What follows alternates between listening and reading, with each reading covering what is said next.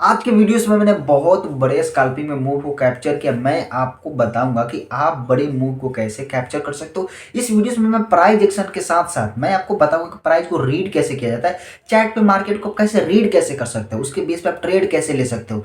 हमेशा मैं बताऊंगा कि आप सिर्फ ईएमए पे ट्रेड मत लेना, क्योंकि मैं 915 ईएमए यूज करता हूँ। उसके साथ साथ मैं बताऊंगा कि आप कैसे बड़े मूव को कैप्चर कर सकते हो। एक आने वाली वीडियोस में मैं बताऊंगा कि लर्निंग फेज में आपको स्कैल्पिंग करना चाहिए या स्विंग ट्रेडिंग करना चाहिए, आप कैसे डिसाइड कैसे कर सकते हो। आने वाले वीडियोस में बताऊंगा, लेकिन इस वीडियोस में मैं आपको पूरा लॉजिक समझाता हूँ कि मार्केट पिछले 2 दिन से एक रेंज में घूम रहा था।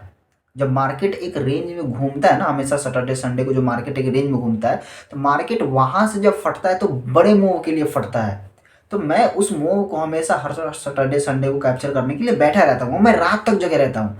इससे पिछली बार मैंने दिखाया था कि मैंने गोल्ड में भी कैप्चर किया था, बिटकॉइन मुझसे मिस हो गया था, लेकिन मैंने गोल्ड में बहुत अच्छे मूव को मैंने कैप्चर किया था। और इस बार मैंने जो मूव कैप्चर किया वो बिटकॉइन में कैप्चर किया। मैंने गोल्ड में मेरा ध्यान नहीं था, तो मैंने बिटकॉइन में कैप्चर किया। और मैं दिखाता हूँ, एक एक लॉजिक आपको समझाऊंगा। आप एक दिन में पूरा प्राइस एक्शन नहीं समझ सकते हैं, क्योंकि जो मैं कॉन्सेप्ट बताता हूँ ना, एकदम लॉजिक के साथ उसको दिखा के बताता हूँ। मैं आपको ऐसे बता दूंगा ना, आपको समझ में नहीं आएगा।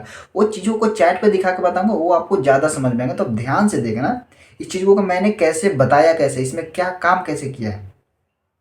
आप देखेंगे ना 5 मिनट के टाइम फ्रेम में, 5 मिनट के टाइम फ्रेम में थोड़ा लंबा मेरा चैट ट्रेड चलता है, तो उसको 5 मिनट में मैं आपको दिखा सकता हूँ। ये मार्केट ना पिछले 2 दिन से एक रेंज में घूम रहा था। मैंने यहाँ पे भी एक ट्रेड लिया था, मैंने शेयर किया था कहीं पे। यहाँ पे मैंने एक ट्रेड लिया था, वो ट्रेड मेरा लंबा चला नहीं था। मैंने टेलीग्राम पे शेयर किया था। आप लोग टेलीग्राम में मुझे फॉलो करते हो तो आपको पता होगा कि मैंने ट्रेड को एक शेयर किया था। वो बड़े मूव में मुझे कैप्चर दिया नहीं था। तो मुझे लगा था कि मार्केट में भी ट्रेड लेना सही नहीं है, क्योंकि मार्केट में वॉल्यूम है नहीं। अगर वॉल्यूम नहीं है वहाँ पे बार बार मैं ट्रेड लूँगा, तो वहाँ पे ज़्यादातर चांसेस रहेगा ना कि मेरा ट्रेड चलेगा नहीं, वो मेरा एसएल हिट कर देगा। तो मेरा एसएल कॉस्ट टू कॉस्ट कटा हुआ था, तो मुझे कोई दिक्कत नहीं था, क्योंकि वो ट्रेड मूव कर चुका था ऑलरेडी। 1:2 मुझे दिया था, बट उस ट्रेड को मैंने बुक नहीं किया था, क्योंकि जो भी मेरा टारगेट होता है ना 1:5-6 पे होता है। अब ध्यान से देखना, मार्केट रात में मैंने 1:30 बजे मैंने टेलीग्राम पे अपडेट किया था कि मार्केट यहाँ से जो ब्रेक कर रहा है ना, इस ट्रेन लाइन को, इस ट्रेन को ब्रेक कर रहा है ना यहाँ पे, ये मार्केट का ना एक ट्रैप सिस्टम है। अब ट्रैप सिस्टम कैसे मैं बताता हूँ आपको। मैं इस चैट को ना 1 घंटे पे ले जाता हूँ, आपको अच्छे से समझ में आएगा। क्योंकि मार्केट में छोटे मोटे जब ट्रेड करना होता है ना, तो आप छोटे मोटे टाइम फ्रेम देखते हो। जब आपको मार्केट में बड़े टाइम फ्रेम में बड़े मूव कैप्चर करना होता है ना, आपको बड़े टाइम फ्रेम देखना जरूरी है। आप देखेंगे कि मार्केट में ना यहाँ से मार्केट आया, यहाँ से, और इस ट्रेन लाइन बनाया हुआ था मैंने, यहाँ से मार्केट नीचे सस्टेन नहीं कर रहा था, छू के ऊपर चला जा रहा था। मैंने देखा अच्छा, दोबारा बार भी मार्केट हुआ, ऐसे ही हुआ। उसके बाद मार्केट एक रेंज में घूमा था पिछले 2 दिन तक। उसके बाद एक जो मैंने एक सपोर्ट एरिया जो ड्रॉ किया था, उसके नीचे मार्केट आया, उस ट्रेन लाइन पे भी छू रहा था। मार्केट उसके नीचे ब्रेक करके सस्टेन नहीं किया, फिर से वापस चला गया। मैंने देखा और दोबारा मुझे यही दिखा, यहाँ पे मुझे वही सिस्टम दिखा। और मार्केट सुबह ओपन होने वाला है 5 बजे। जो ईवे सेशन है ना, जो खुलता है, कोई सा सेशन है जो सुबह 5 बजे खुलता है, मुझे ध्यान नहीं है सेशन का नाम, बट सुबह मार्केट 5 बजे खुलता है। जब मार्केट 2 दिन सैटरडे संडे का बंद होता है तो मार्केट खुलता है, उसका नाम मुझे ध्यान नहीं है। मुझे पता है कि खुलता है, मैं इसलिए रात में जगा रहता हूँ। तो यहाँ से ब्रेकआउट किया, तो मैं टेलीग्राम पे अपडेट किया था कि यहाँ ट्रैप सिस्टम, मैंने यहाँ पे लिखा भी हुआ था कि मार्केट ये ट्रैप सिस्टम है, यहाँ से मार्केट ट्रैप, यहाँ पे कोई सेल के ट्रेड मत लेना, क्योंकि मार्केट ने ट्रैप करने के लिए जा रहा है। बड़े लोग जब ऑर्डर पंच करते हैं, मार्केट थोड़ा गिराते हैं, और गिराने के बाद वहां से मार्केट रिटर्न करते हैं तो बहुत बड़े मूव करता है। तो मैंने इस चीज को शेयर किया था टेलीग्राम पे, आप देखेंगे। और मेरा ट्रेड यहीं पे मैंने एक ट्रेड लिया था कि मार्केट अगर इसके नीचे, ये जो मेरा सपोर्ट एरिया है ना, इसके नीचे अगर सस्टेन कर जाता है तो मैं ट्रेड को लॉस एक्सपेक्ट कर लूंगा।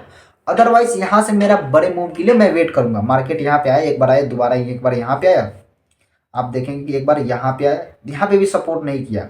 उसके बाद मार्केट में दोबारा से आया था, देखिए यहाँ पे दोबारा से ग्रीन कैंडल है ना, ये वाला ग्रीन कैंडल आपको जो दिख रहा है, ये वाला, यहाँ पे भी मार्केट आया और सस्टेन नहीं किया। मार्केट वहां से बड़े मूव के लिए कैप्चर किया, और मेरा टारगेट यहाँ था। और आप पूछेंगे कि आप यहीं पे टारगेट क्यों रखे थे, आपके मन में सवाल होगा, मुझसे पूछना, मैं उसका आंसर दूंगा। मेरा हर एक चीज के पीछे एक लॉजिक पॉइंट होता है कि मैंने यहीं पे ऐसा क्यों किया, इसके पीछे क्या रीजन क्या है। आप मार्केट में देखेंगे, आप बोलेंगे यहाँ पे सपोर्ट क्यों आपने ड्रॉ किया, सपोर्ट ड्रॉ करने की कोई रीजन हुआ ना, सिंपल रीजन है। आप देखेंगे बड़े टाइम फ्रेम, इसको 4 घंटे पे आपको अच्छे से समझ में आएगा। मैं दिखाता हूँ 4 घंटे के टाइम फ्रेम में, आप देखेंगे ना, यहाँ पे, यहाँ पे यहाँ पे मार्केट बार बार यहीं से छू के मार्केट ऊपर जा रहा था। उसके पहले यहाँ पे मेजर सपोर्ट एरिया है, आप यहाँ पे देखेंगे ना ये वाले लाइन, मार्केट जब भी इसको छू रहा था ना मार्केट यहाँ से फॉल कर रहा था।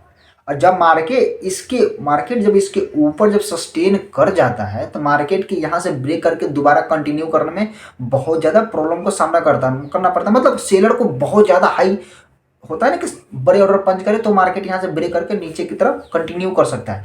तो मार्केट में अभी ना लोग सेलिंग के लिए ज़्यादा अग्रेसिव नहीं थे, बाइंग के लिए थे। तो मैंने ये सपोर्ट एरिया देके और मैंने ये लाइन ड्रॉ किया हुआ था छोटा मोटा, मैंने बड़े लाइन ड्रॉ नहीं किया था। इसके पीछे मेरा यही सेम लॉजिक था कि मार्केट इसके नीचे ट्रेड कर रहा था तो उसको छू के बार बार गिर रहा था। लेकिन जब मार्केट इसके ऊपर अगर सपोर्ट कर गया था, यहाँ पे कुछ टाइम साइडवेज रहा था, यहाँ पे आप देखेंगे मार्केट जब इस एरिया में था ना तो यहाँ पे कुछ टाइम साइडवेज था। साइडवेज होने के बाद मार्केट ऊपर गया, फिर दोबारा से इस रेंज में मार्केट साइडवेज हुआ।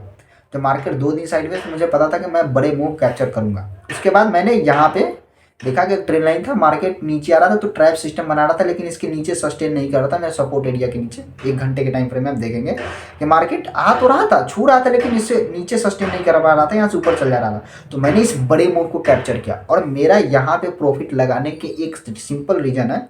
आप देखेंगे पिछले 4 घंटे के टाइम फ्रेम में दिखाता हूँ मैं आपको कि मार्केट जब इस एरिया से ऊपर गया था ना, यहाँ पे ऊपर गया था। एक बार देखेंगे यहाँ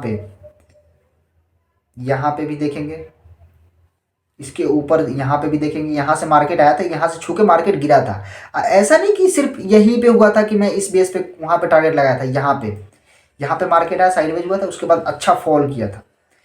सेम सिचुएशन यहाँ पे था, सेम सिचुएशन यहाँ पे था, सेम सिचुएशन यहाँ पे था। तो मेरा टारगेट जो लगाया था ना मैंने इस ट्रेड को, यहाँ पे मैंने यहीं पे लगाया था, मैं यहाँ पे प्रॉफिट बुक कर लिया था। मेरा टारगेट ऐसा नहीं था कि मैं यहाँ तक इस मूव को कैप्चर करूँ, यहाँ तक इस मूव को कैप्चर करूँ, नहीं।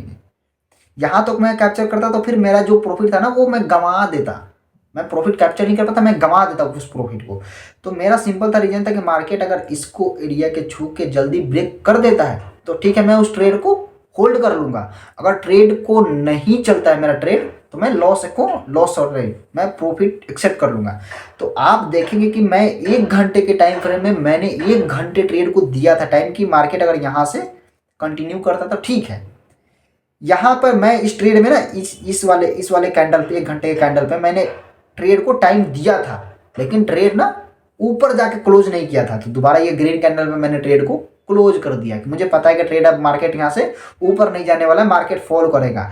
और विद इन 3 से 4 आवर्स में ये मार्केट दोबारा फॉल करके उसी एरिया पे आकर ट्रेड कर रहा है। समझ रहे, ये होता है कॉन्सेप्ट।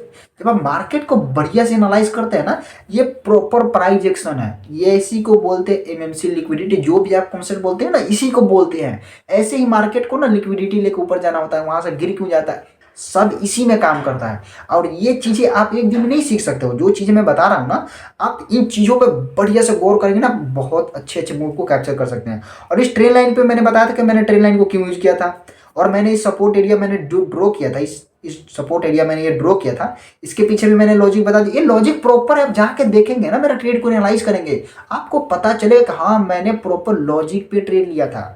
क्योंकि मार्केट यहाँ से बार बार फॉल कर रहा था, आप देखेंगे 4 घंटे के टाइम फ्रेम में।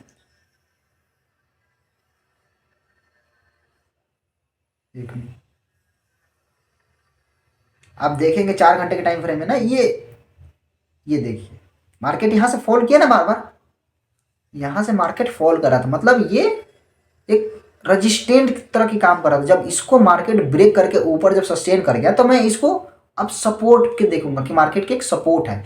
जब मार्केट ऊपर सस्टेन नहीं कर रहा था वो रजिस्टेंट था, जब मार्केट उसको ब्रेक करके ऊपर चला गया ना तो सपोर्ट एरिया बन गया। और मैं इसी सपोर्ट के बेस पे मैंने ट्रेड लिया था और मैंने बहुत अच्छे प्रॉफिट कैप्चर किया था। आप मेरा प्रॉफिट लॉस मत देखना, आप देखना कि मैं मूव कितना बड़ा कैप्चर कर पा रहा हूँ। सारा खेल मूव का होता है, क्योंकि अगर मैं इस ट्रेड को ऐसे से कैप्चर करने लगा ना, उसके बाद मैं अपना क्वांटिटी साइज को इंक्रीज कर दूंगा तो मैं बड़े मूव को कैप्चर करने लग जाऊंगा। तो यही सारा एमएमसी लिक्विडिटी कॉन्सेप्ट ना यहीं पे काम करता है। और आने वाले वीडियोस में मैं बताऊंगा कि आप कैसे डिसाइड कर सकते हैं कि आपको स्कैल्पिंग करना चाहिए या स्विंग ट्रेडिंग करना चाहिए, आप किस में प्रॉफिटेबल हो सकते हो। इस पर मैं बहुत अच्छा डिटेल एक वीडियोस बनाने वाला हूँ। मैं पिछले 2-3 दिन से अपना जर्नल रिवीजन कर रहा हूँ। तो आप इस चैनल पर नए हो तो चैनल को सब्सक्राइब करना, वीडियोस को लाइक कर देना।